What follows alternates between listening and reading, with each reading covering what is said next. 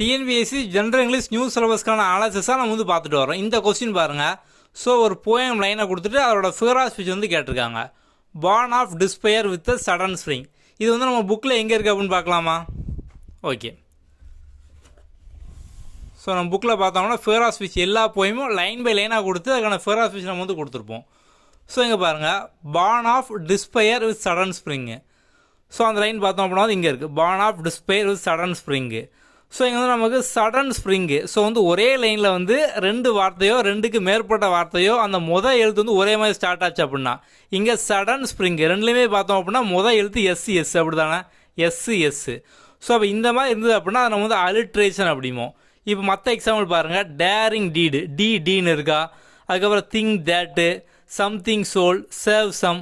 இந்த மாதிரி ஒரே எழுத்துல வார்த்தை ஸ்டார்ட் ஆச்சு அப்படின்னா அது வந்து நம்ம அலிட்ரேஷன் அப்படிமோ. ஸோ அப்போ இங்கே ஆன்சர் பார்த்தோம் அப்படின்னா வந்து அலிட்ரேஷன். அவ்வளோதான், சிம்பிள்.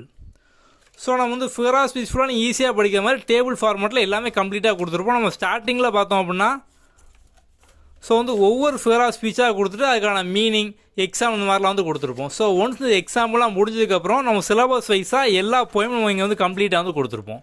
ஸோ போயம் வைஸாக கொடுத்துட்டு அதுக்கான ஃபிகர் ஆஃப் ஸ்பீச் எல்லா ஃபிகர் ஆஃப் ஸ்பீச்சும் இங்கேயே பார்த்தோம் அப்படின்னா வந்து இருக்கும். ஓகே.